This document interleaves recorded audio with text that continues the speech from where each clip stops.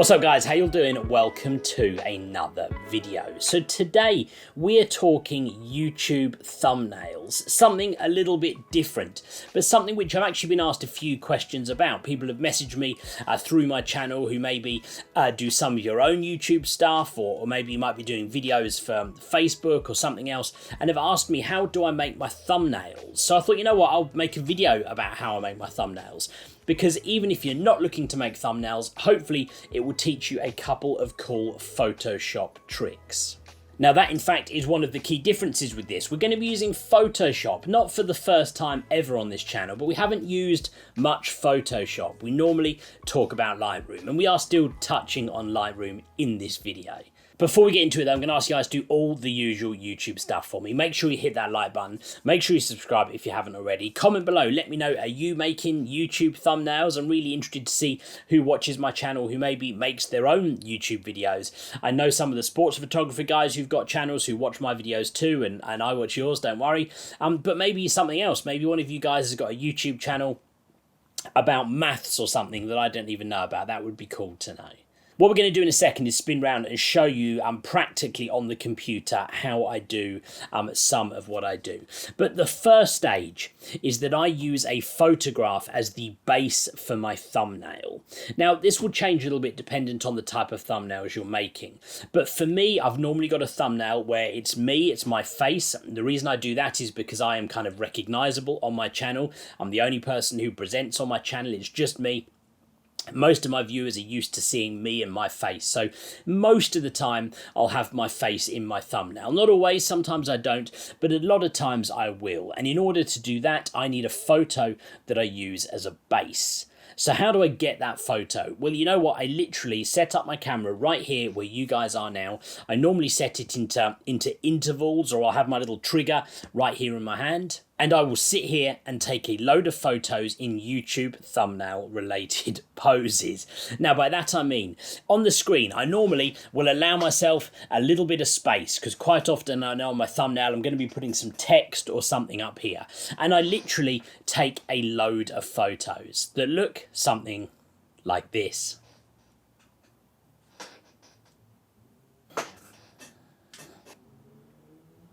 I think you're kind of getting the gist of what I do, right? Those are some of the photos that I take. I will then take that photo and I will put it into Lightroom, exactly like I do with my normal photo editing process.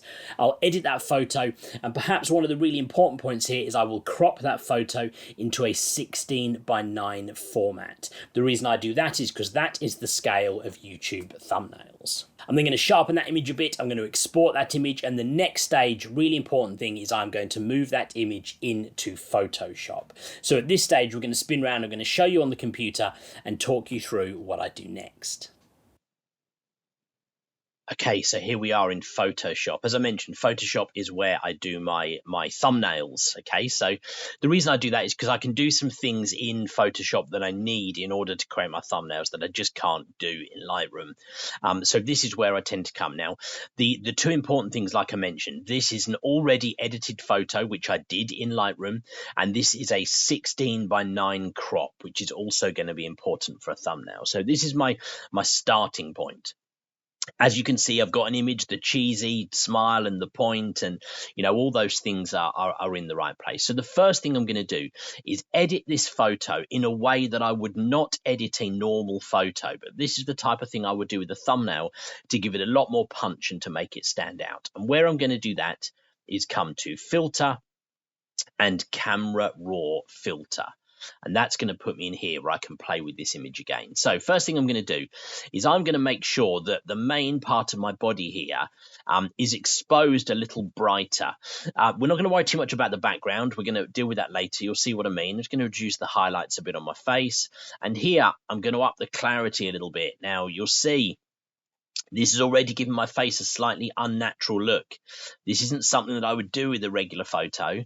but we're going to for a thumbnail because we want it to have like the maximum amount of punch. My face is already starting to look a little bit cartoony. My t-shirt looks a little bit funny, but that's the effect that I want for a thumbnail. All right, so that's now the basis of my image. The next thing I'm going to do is give myself like the kind of faded color background that you guys will see in some of my thumbnails. Okay, so there we go. We've got the base of my photo. Now, what you'll see in a lot of my thumbnails is I will kind of have a bit of like a blue haze over the background. I do that to make myself and the text and the subject of what I'm talking about stand out, so it doesn't get lost against the background. You can see I have a lot of things going on in the background here. So when I'm doing a thumbnail, I want to really stand out in the front of that image. So going to switch right around to Photoshop and show you how I achieve that look.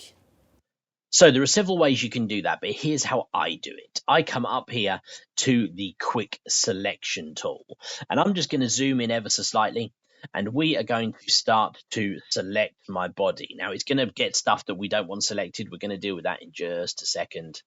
And I go round and I select myself. Now what I'm then going to do is zoom in further and deselect some of this stuff that I don't want selected.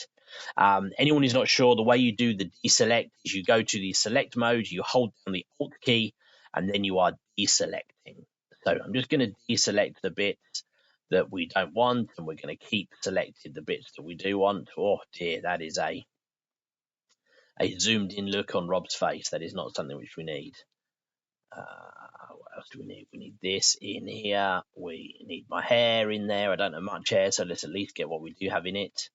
Down here, there's a funny little piece it's caught there. That's all good. Here we want it to go down the side of my t-shirt. We don't want those bits selected. And then let's zoom out again slightly. Have we got that about right? I think we've got just myself selected, right? Yes, we have. Perfect. So at this point, we are going to press this key down in the bottom right. This is adding a layer mask, and you can see what that's done, right? It has selected just myself. Now, don't worry. That's not how this is going to stay. The next thing we need to do is add a fresh layer. So I'm going to go up here, layer, new layer, press OK. And I've now got a new layer to work with. Now I'm just going to paint this layer whatever color I want my faded background to be. Now you guys will be fairly familiar seeing this kind of blue shade on one of my images. So that's what we're going to go with. I'm just going to go to the paintbrush tool, make it a bit bigger to make it a bit easier for myself. And I'm going to paint all of this in. It's going over me to start with. It won't in a minute, don't worry. All the way over, get everything done. Boom. There we go. Got it all nice and blue. Now the trouble is I've totally moved myself out of the image, but what we can do is we over here on the right, we grab hold of this layer mask and we move that up onto the blue, and that has this effect here. So all we need to do is invert that layer mask, and we click on the layer mask over here on the right, we press Control I, and it switches it back.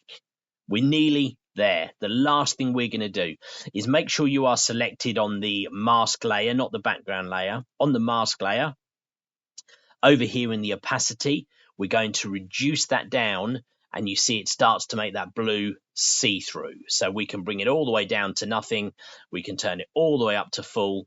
I normally, when I'm doing this, will go with it around like probably sort of 60%, even 55%, something like that. Let's go 55%. There we go. And you start to see already it is looking a little bit more like the type of thumbnails that you guys are familiar with seeing on my images. Okay, cool. At this stage, we've got a cool photo of me pointing at an empty space, and we've hazed out the background. Next thing I need to do is to put my text or my title onto that thumbnail. So let's check that out and have a look at what I do for that piece. Okay, so the next thing we're going to do, as I said, we've got to give this a title, right? We've got to add some text, and we need something big and something that's gonna draw the attention. So, look, I don't even know what this thumbnail is for. So we're going to call this, we're going to say 5 best tricks. Now, I need to make that a lot bigger. So what I'm going to do, I just over here, I make sure I've got it selected on the text layer, and I'm going to go to Edit, free transform, and that enables me just to move this wherever I want it to go. And I'm going to say I want it to go probably around kind of here. 5 best tricks. There we go. We got that in there. That's going to be my text. Now, the problem is this looks a little bit washed out, right? I want this to stand out even brighter. So the next thing I'm going to do, surprise, surprise, we're going to add another layer. Fresh layer, but we want this layer to sit behind the text. So over here, the stuff that's at the top is at the front, the stuff that's at the bottom is at the back. You see what I mean, right? If I bring this layer over to the top, it covers over the writing, whereas if I move it behind the writing sits on top. Now, I need to make sure I've selected this layer over here on the right-hand side, and I am going to go over to my paintbrush again, but I'm going to go with a darker color. So I'm going to move right down here into like the kind of blue and gray kind of mark, maybe around sort of there, and I am just gently going to spray or press the button along here behind this text. And you see what that's doing? Look, it's making it stand out a little more because against a slightly darker background. There you go. You see what I mean?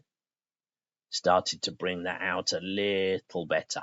Now, exactly the same as we did with the layer down here, I can reduce the opacity of that if I want to.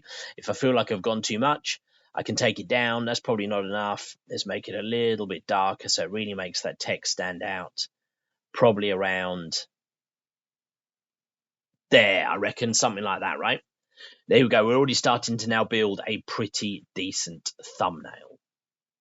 Now that already is a pretty decent thumbnail, right? But the other thing you can do, you might want like a logo or a symbol or something to do with what that video is about. So last little piece I'm going to show you is how I achieved that in Photoshop.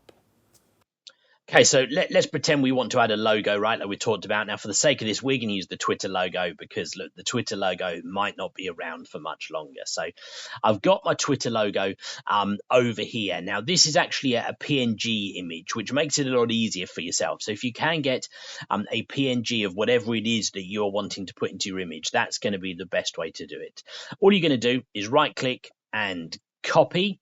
You're going to come back into your Photoshop, and you're going to paste. The easiest way to do this is Control-V, and that pastes our logo straight onto our image. We're going to go back up here to Edit and Free Transform, and we're going to move this to where we want to go. So let's say we want it to be over here, perhaps, like centered with the text, maybe slightly across because of where my finger is. And we will put that right there. The other thing I'm going to do, I just want to take out these black corners, right? So exactly like we've done before, we're going to come over here to the layer that it is relevant to, and you'll see when it's pasted it in, it's created it as a new layer.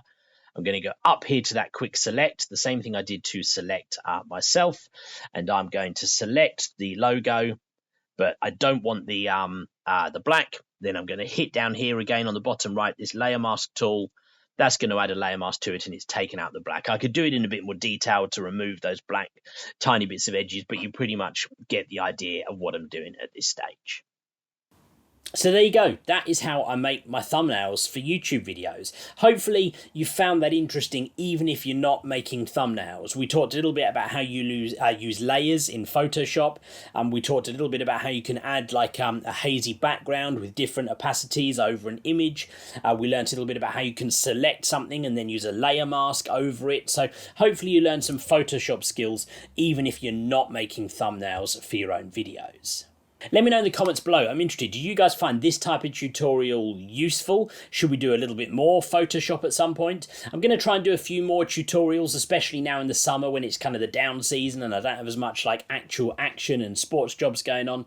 And hopefully those will be good for you guys. If you did enjoy it, do me a favour, hit the like button. Don't forget to subscribe if you haven't already. In the meantime, guys, thank you very much for watching. I will see you on the next video.